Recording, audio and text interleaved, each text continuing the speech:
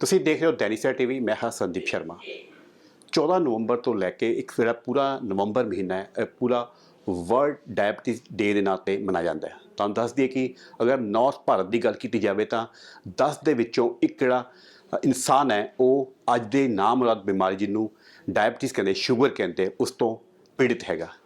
ਕੀ ਲੱਛਣ ਹੁੰਦੇ ਹੈ, ਕੀ ਇਹਦੇ ਸਿੰਪਟਮਸ ਕਹਿ ਸਕਦੇ ਹੈ, ਕੀ ਇਹਦੇ ਉਪਾਅ ਹੋ ਸਕਦੇ, ਬਾਅਦ ਚੋਂ ਕੀ ਇਲਾਜ ਹੋਊਗਾ, ਇਸ ਸਾਰੇ ਨਾਮੁਰਾਦ ਬਿਮਾਰੀ ਨੂੰ ਇਸ ਬਾਰੇ ਗੱਲਬਾत करेंगे डॉक्टर अक्षिना। डॉक्टर साहब, सबसे पहले स्वागत है दैनिक सवेरा टीवी में। Thank you very much. ये डायबिटीज़ डे आज नवंबर में स्टार्ट हो जाता है। ये क्या नामुराद बीमारी लोग बोलते हैं, हर 10 में से एक बंदा इस बीमारी से पीड़ित है। क्या क्या कारण क्या है? ये एक्चुअली ये काफ़ी ज़्यादा फैलने वाला बीमारी अभी हो गया है। ये नॉन कम्युनिकेबल डिजीज़ है जो एक दूसरे से नहीं फैलता, पर जेनेटिक फैक्टर हो सकता है। अगर फैमिली में किसी को है तो उसके जीन्स पास होने के चांसेस होते हैं कि आपके बच्चों को भी हो सकते हैं, आपके रिलेटिव्स में हो सकते हैं ये चांसेस। बट ज़्यादातर ये लाइफस्टाइल रिलेटेड डिजीज़ ही होता है। तो इसमें हमें यही ध्यान रखना होता है कि हमारा जो लक्षण इसके यही होते हैं कि इसमें एकदम से पेशेंट को वीकनेस लगने लगता है। कभी कभी हाथ पैर सुन्न होने लगते हैं पेशेंट के। कभी कोई चोट लग जाती है तो वो हील जल्दी नहीं होता है, उसका जल्दी से ठीक नहीं होता है, लंबा टाइम लगता है ठीक होने में। या पेशेंट को ज़्यादा भूख लगने लगती है, प्यास, बार बार यूरिन के लिए जाना पड़ता है।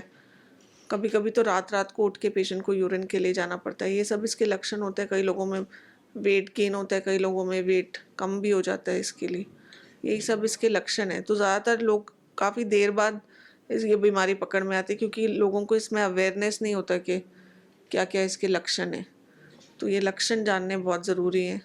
ज़्यादा देखा गया जो मोटापा होता है वो भी इसका मुख्य कारण मान सकते हैं। हाँ जी, हाँ जी। इसके अलावा कौन सी ऐसे सिम्टम्स सामने आ सकते हैं, इसके अलावा मोटापा के अलावा कौन से? अगर रेगुलर एक्सरसाइज वगैरह नहीं करते हैं उसकी वजह से हो सकता है।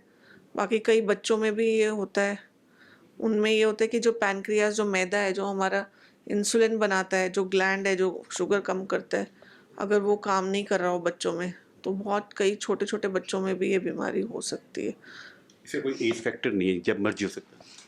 आजकल तो सभी एज ग्रुप में ये दिख रहा है हमें। इसको क्या जो खाने का लाइफस्टाइल है वो उसको हम मेन मान सकते हैं इसको? हाँ जी, अगर हम लाइफस्टाइल जिसको हम बोलते हैं डाइट, प्रॉपर डाइट कंट्रोल, उससे ये काफ़ी ज़्यादा इसका जो हमारा 3 महीने का एवरेज शुगर है, अगर डायबिटिक्स में 7.5 से नीचे रहता है तो इसके कॉम्प्लिकेशंस आगे जाके जो बाकी अंगों पे कॉम्प्लिकेशंस होते हैं तो काफ़ी कम रहते हैं। ये नॉर्मल इंसान की बात होती है 7.5? नहीं, जो डायबिटिक है उसके लिए 7.5 रहता है। जो नॉर्मल पेशेंट है उसका तो 5.6 से नीचे होना चाहिए। अगर 5.6 से ऊपर जा रहा है तो इसका मतलब प्री डायबिटिक है, आगे जाके डायबिटीज़ होने का चांस हो सकता है। तो सभी लोगों को अपना बीच में कभी ना कभी 3 महीने का एवरेज शुगर, जिसको HbA1c भी बोलते हैं, वो चेक करवाते रहना चाहिए। ये सुनने में ऐसा था, कोई भी मरीज जाता है डॉक्टर के पास, वो बोलते हैं अभी आपको शुगर 1 है, टाइप 1 है, शुगर टाइप 2 है, ये दोनों में क्या अंतर होते हैं? टाइप 2 जो होता है यूजुअली जो है बड़े वाले एज ग्रुप में 40-45 ईयर्स के एज ग्रुप में होता है। वो लाइफस्टाइल रिलेटेड होता है। जब धीरे धीरे हमारा मैदे में जो हमारे इंसुलिन सिक्रीट करने वाले सेल्स होते हैं वो धीरे धीरे कम होने लगते हैं। लेकिन जो टाइप 1 है वो बच्चों में ज़्यादा होता है, जिसमें वो सेल्स बिल्कुल ही काम नहीं करते हैं। तो उन पेशेंट्स को हमें इंसुलिन देना पड़ता है। वो बच्चे जो हैं वो इंसुलिन लगाते हैं। बहुत ज़्यादा प्रसिद्ध पर्सनालिटीज़ भी हैं जो टाइप 1 डायबिटिक है, बट वो भी नॉर्मल लाइफ ही जी रहे थे। जैसे पाकिस्तान के जो प्लेयर हैं वसीम अकरम, वो, और निक जोनस जो प्रियंका चोपड़ा के हस्बैंड है, वो टाइप 1 डायबिटिक है, बट वो नॉर्मल लाइफ जी रहे हैं। वो अपना शुगर अगर कंट्रोल में रहता है तो और कॉम्प्लिकेशंस नहीं रहता है। अगर हम प्रॉपरली अपना जो बीमारी है मैनेज करते हैं तो बिल्कुल नॉर्मल लाइफस्टाइल रह सकता है। अभी आपने बात की थी लाइफस्टाइल की, डाइट की बात की थी। पंजाब है, पंजाब का बड़ा कल्चर है, वो काफ़ी वास्ट है। कैसा लगता है अभी यहाँ का जो खान पान, काफ़ी जैसे नॉन वेज लोग खाते हैं, ड्रिंक अल्कोहल काफ़ी कर, क्या लगता है कैसे प्रिकॉशंस करने चाहिए? सबसे पहले तो हमें एक वेल बैलेंस्ड मील खाना चाहिए, जिसमें प्रोटीन थोड़ा ज़्यादा होना चाहिए, कार्बोहाइड्रेट्स और फैट्स कम होना चाहिए, टाइम पे खाना चाहिए। प्रॉब्ली रात को 7-8 बजे के बाद कुछ एक्स्ट्रा हमें नहीं खाना चाहिए। ज़्यादातर पंजाब में लोग डिनर जो है ज़्यादा लैविश करते हैं, तो वो डिनर थोड़ा लाइट होना चाहिए, मॉर्निंग का ब्रेकफास्ट लंच जो है बैलेंस होना चाहिए, डिनर सबसे लाइट होना चाहिए, और रोज़ एटलीस्ट 40-45 मिनट्स हमें रोज़ रेगुलर वॉक या कोई भी ब्रिस्क एक्सरसाइज एरोबिक एक्सरसाइज वो करना चाहिए। तो फिर बहुत कम चांसेस हैं कि ये बीमारी रहेगी। अगर किसी को ये शुगर की प्रॉब्लम आती है तो अगर डाइट की बात करते तो फ्रूट की बात है, फ्रूट में क्या उनको लेना चाहिए और उसके लिए क्या उनको सबसे पहले उसका प्रोसीजर स्टार्ट होना चाहिए ट्रीटमेंट के लिए? सबसे पहले तो जो ट्रीटमेंट के लिए सबसे पहले रिकमेंडेशन होता है वो लाइफस्टाइल चेंज होता है, एक्सरसाइज होता है, थर्ड होता है कि हम कुछ अगर दवाइयाँ ज़रूरत होता है तो दवाइयाँ देते हैं।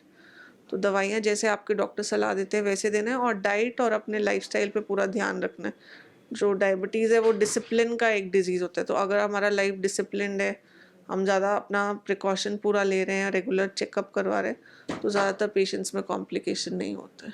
कौन से फ्रूट्स के लिए आप प्रेफर करते हो अगर ऐसे कोई पेशेंट्स आते हैं? ज़्यादातर हम जो जिसमें ज़्यादा मीठे फ्रूट्स होते हैं वो मना करते हैं, जैसे मैंगो, बनाना, लीची, ग्रेप्स, डेट्स, फिग, ये सब हम मना करते हैं। लेकिन जो कम मीठे वाले फ्रूट्स है जैसे कि मौसम्मी हो गया, तो वो रोज़ 100 से 250 ग्राम पेशेंट ले सकते हैं। इवन ये पपीता हो गया, सेब हो गया, बाकी इन फलों के अलावा जो भी फल हैं 100 से 250 ग्राम कोई भी फ्रूट ले सकते हैं, दिन में एक कोई भी फ्रूट ले सकते हैं। तो बिल्कुल रिस्ट्रिक्टेड नहीं होता है। बट हाँ, जो हमारे नेचुरल शुगर्स हैं वो हम अलाउ करते हैं, बट जो प्रोसेस्ड शुगर्स है जैसे मिठाई वगैरह, कोल्ड ड्रिंक्स, सॉफ्ट ड्रिंक्स, ये सब, आइसक्रीम्स, ये सब हम मना करते हैं। अभी आपने मिठाई की बात की है, आजकल मार्केट में नॉन शुगर बोलते हैं, नॉन शुगर मिठाई आती स्वीट्स होती, क्या वो जायज़ होती है इंसान को? उसमें तो थोड़ा शुगर तो होता ही है, वो कहने के लिए ही शुगर बोलता है, बट उसमें आर्टिफिशियल स्वीटनर्स तो होते हैं। बहुत ज़्यादा खाने से भी उसका नुकसान रहता ही है, तो वो प्रिकॉशनरी, अगर कभी बहुत मन करे तो थोड़ा बहुत ले सकते हैं, बट ज़्यादा उसमें इंडल्ज नहीं करें। जाते जाते क्या संदेश है आपकी तरफ से आम लोगों के लिए, उसे जिसका जो डायबिटीज़ का ग्राफ बढ़ता जा रहा है, पंजाब की बात करते हैं 10 में से एक जो इंसान है वो पीड़ित है इस नामराद शुगर बीमारी से, क्या आपके लिए संदेश है? यही कहूँगी कि लाइफस्टाइल और एक्सरसाइज इसका एक कॉर्नरस्टोन है, वो सबसे इम्पोर्टेंट है। दूसरा है कि रेगुलर चेकअप कराते रहें अपना और अपने नियर वंस का जो भी है। बीच बीच में आप अपना रैंडम शुगर और 3 महीने का एवरेज शुगर चेक कराते रहें, और अगर डायबिटीज़ है भी है तो वो भी रेगुलर फॉलो अप पे अगर रहते हैं, अपना सही से इलाज करते रहते हैं, तो कॉम्प्लिकेशंस के चांसेस बहुत कम है, और वो अपना नॉर्मल लाइफस्टाइल बिल्कुल जी सकते हैं। तो इसमें इतना घबराने वाली कोई बात नहीं है।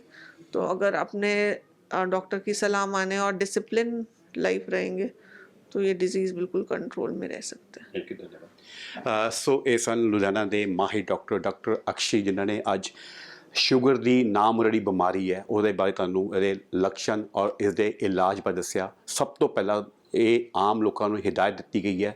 ਅੱਜ ਜਿਹੜਾ ਵਰਲਡ ਡਾਇਬਟੀਜ਼ ਡੇ ਮਨਾਇਆ ਜਾ ਰਿਹਾ, ਇਸ ਦੇ ਮੁਤਾਬਿਕ ਜਿਹੜੇ ਹਰ ਇਨਸਾਨ ਨੂੰ ਇੱਕ ਡੇਲੀ ਐਕਸਰਸਾਈਜ਼ ਅਤੇ ਆਪਣੀ ਡਾਈਟ ਉੱਪਰ ਕੰਟਰੋਲ ਰੱਖਣਾ ਚਾਹੀਦਾ, ਤਾਂ ਤੁਸੀਂ ਇਸ ਨਾਮੁਰਾਦ ਜਿਹੜੀ ਸ਼ੂਗਰ ਦੀ ਬਿਮਾਰੀ ਤੁਸੀਂ ਬਚ ਸਕਦੇ ਹੋ। ਕਿਉਂਕਿ ਜਿਹੜੀ ਇਹ ਬਿਮਾਰੀ ਸ਼ੂਗਰ ਦੀ ਹੈਗੀ ਹੈ, ਇਹ ਛੋਟੇ ਬੱਚੇ ਤੋਂ ਲੈ ਕੇ ਕਿਸੇ ਵੀ ਏਜ ਤੱਕ ਇਹਨੂੰ ਅੱਜ ਦੇ ਹਾਲਾਤ ਜੋ ਚੱਲ ਰਹੇ ਹੈ ਇਹ ਲੱਗ ਸਕਦੀ ਹੈ। ਤਾਂ ਇਸ ਦਾ ਇੱਕੋ ਹੀ ਇਲਾਜ ਹੈ, ਡੇਲੀ ਐਕਸਰਸਾਈਜ਼ ਔਰ ਆਪਣੀ ਡਾਈਟ ਨੂੰ ਪੂਰਾ ਕੰਟਰੋਲ ਕਰੋ। ਅਗਰ ਤੁਸੀਂ ਡਾਈਟ ਨੂੰ ਪੂਰਾ ਕੰਟਰੋਲ ਕਰਦੇ ਹੋ ਤਾਂ ਤੁਹਾਨੂੰ ਸ਼ੂਗਰ ਦੀ ਜਿਹੜੀ ਬਿਮਾਰੀ ਹੈਗੀ ਉਹ ਬਿਲਕੁਲ ਨੇੜੇ ਨਹੀਂ ਫੜਕ ਸਕਦੀ। ਤਾਂ ਕਿਤੇ ਨਾ ਕਿਤੇ ਐਕਸਰਸਾਈਜ਼ ਤੁਹਾਡੇ ਸਰੀਰ ਵਾਸਤੇ ਬਹੁਤ ਹੀ ਜ਼ਰੂਰੀ ਹੈ। ਕੈਮਰਾਮੈਨ ਬॉबी ਨਾਲ संदीप शर्मा, दैनिक सवेरा टीवी, लुधियाना।